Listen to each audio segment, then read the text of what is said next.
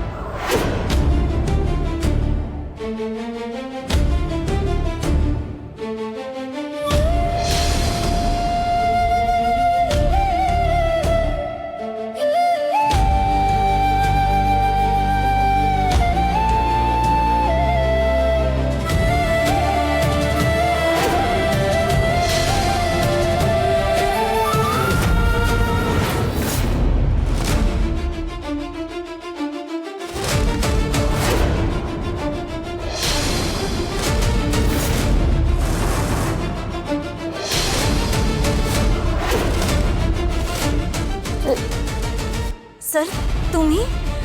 हो मी. By the way तू का लपत होतीस? लपत होते मी? नाही सर, असं काही नाही. बरं ठीक आहे, तू लपत नव्हतीस पण मग मागे काय लपवतीस? काहीच नाही. तुम्ही जा. आणि थांब.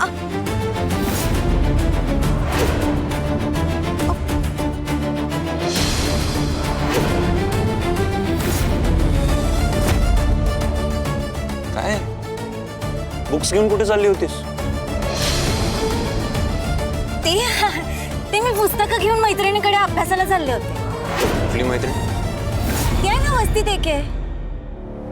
वस्ती या साईडला आहे, तू या साईडला चाललीस? तिने घर बदललं ना, आता वस्तीत नाही राहते, आता इथंच राहते. राणी खोटं नाही बोलतायत. खरं खरं सांग काय झालंय? जर तू त्याला हे सांगितलंस आणि आई मुलाची ताटातूट केलीस तर मी तुला आयुष्यभर माफ करणार नाही. काही झालं नाहीये सर. राणी मी काय केल्यावर तू खरं बोलणार आहेस? तुझ्या नजरेत मला दिसतंय तू काहीतरी लपवतेस माझ्यापासून. लपवत होते मी पण नाही जमलं. सर मी हे पुस्तकं परत देऊन तुमचं घड्याळ परत आणायला चालले. काय? अशी पुस्तकं नकोत मला. अशी पुस्तकं म्हणजे ज्या पुस्तकांसाठी तुमचं घड्याळ गहाण ठेवावी लागेल तशी पुस्तकं नकोत मला. आणि त्या बुक्स पेक्षा व्हॅल्युएबल असं काहीच नाहीये हे तुला सुद्धा माहिती आहे. आता नाही मला वाटत असं. मालती मॅडमने तुम्हाला एवढ्या प्रेमाने ते घड्याळ आणलं, तुम्ही ते माझ्या पुस्तकांसाठी असं गहाण ठेवायला नको. पण तू लॉयर झालीस तर आपण अशा कितीतरी वॉचेस घेऊ शकतो. हे कळतंय ना तुला? मला कळत नाहीये तू इमोशनली विचार का करतेस? प्रॅक्टिकली विचार कर ना थोडासा. बघा हा आपल्या भावनांचा प्रश्न नाहीच आहे. मालती मॅडमच्या भावना त्या घड्याळाशी जोडल्या गेल्यात हे का विसरताय तुम्ही? आणि आपलं घर, आपली फॅक्टरी, आपली पूर्ण लाईफ तुझ्या लॉयर होण्यावर डिपेंड असताना तू वस्तूशी रिलेटेड इमोशन्सचा विचार का करतेस? कारण माझ्याशिवाय सुद्धा दुसरे लॉयर आहेत जे आपल्याला मदत करू शकतात. आपण मालती मॅडमने एवढ्या प्रेमाने तुमच्यासाठी ते घड्याळ आणलं होतं. त्यांच्या भावनांचा जरा सुद्धा विचार का नाही केलात तुम्ही? एक मिनिट, मला एक सांग, तुला खरंच हे बुक्स नको आहेत की तुला कोणी सांगितलंय की हे बुक्स देऊन वॉच परत घेऊन ये म्हणून? असं काहीच नाही. ठीक आहे, नाही मला कळतंय तू असं का करतेस. चल माझ्या. सर नाही, जाऊ द्या तुम्ही मला. हे बघा तुमचं घड्याळ परत आणल्याशिवाय मी घरी जाणार नाही. राणी ते घड्याळ परत आणून ना तुझ्यावरची माझ्यावरची वाईट वेळ निघून जाणार नाहीये. आपली वेळ ही फक्त तूच बदलू शकतेस. इथे काय नाही. आता आपण यावर क्लिअर डिस्कशन करायलाच पाहिजे. तू चल माझ्यासोबत. अहो सर, अहो सर. मालती, मालती, काय? माझं डोकं खूप दुखतंय. मला जरा प्लीज गोळी देता का? मी कुठली गोळी देऊ? इथेच बघा ना, असेल कुठेतरी. मला सापडत नाही म्हणून तुम्हाला सांगितलं. बघा ना जरा गोळी सापडते का तुम्हाला. आता तुम्हाला नाही सापडत तर मला काय सापडणार आहे? मला त्या घरात काही सापडणंच अवघड आहे. बरं, काय झालंय चिडचिड करायला?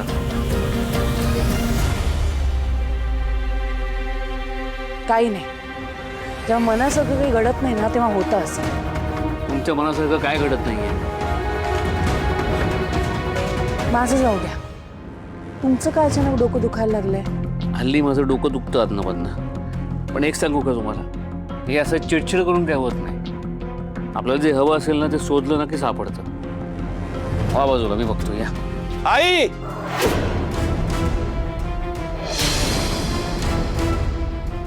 काय झालं? काय रे इंद्र, काय झालं? हेच मला आईला विचारायचं की ती अशी का वागते हे मला आज कळायलाच हवं. मी काय केलं? काय केलंस आई? तू ना खूप इररिलेव्हंट गोष्टींचाही इश्यू करायला लागलीस. तुला कळतंय का? कसला इशू? काय बोलतोस तू इंद्रा? तू राणीला बुक्स रिटर्न करायला का पाठवलंस?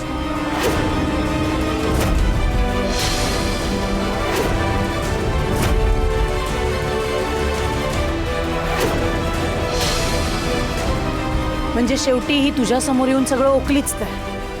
आई, काय मला ती आई, माझ्या विरुद्ध इंद्राच्या मनात विष कलवणं कधी थांबवणार आहेस? हा? आई, इनफ यार. राणीने मला काही सांगितलं नाहीये. उलट तूच सांग मला की तू राणीशी असं का वागलीस? का तिला बुक्स रिटर्न करायला पाठवलंस? कारण तू तिच्यासाठी माझ्याशी खोटं बोललास. मी तुला दिलेलं घड्याळ तू त्या पुस्तकांसाठी गहाण ठेवलंस आणि माझ्याशी खोटं बोललास. आई, मी तुला खरं सांगितलं असतं तर तू शांतपणे रिॲक्ट करणार होतीस का? नाही ना, म्हणून मी तुझ्याशी खोटं बोललो. म्हणजे आता मी शांतपणे रिॲक्ट होणार नाही हे सुद्धा तुला हिनेच सांगितलं असेल हो ना? आई, काय बोलतेस तू? प्रत्येक गोष्ट मला राणीनेच सांगितलेली असते असं का वाटतं तुला? कारण ही आहेच पोरगी आगलावी. औदसा आहे औदसा. आई, तू आता वाटते ते बोलतेस हा? सर, हो काय करताय तुम्ही? हे बघा, त्या आई आहेत तुमच्या. तुम्ही असं मोठ्या आवाजात बोलू नका त्यांच्याशी. वा रे वा, वा ग राणी वा. आता ह्यांच्या समोर आणि इंद्रासमोर तू कशी चांगली आहेस हे दाखवण्याचा प्रयत्न सुरू आहे का? तुझी सगळी नाटकं ना मी चांगलीच ओळखून आहे. आधी वाद लावून द्यायचा आणि नंतर सावरण्याचा प्रयत्न करायचा. म्हणजे सगळं करूनही आपण नामानिराळं व्हायचं.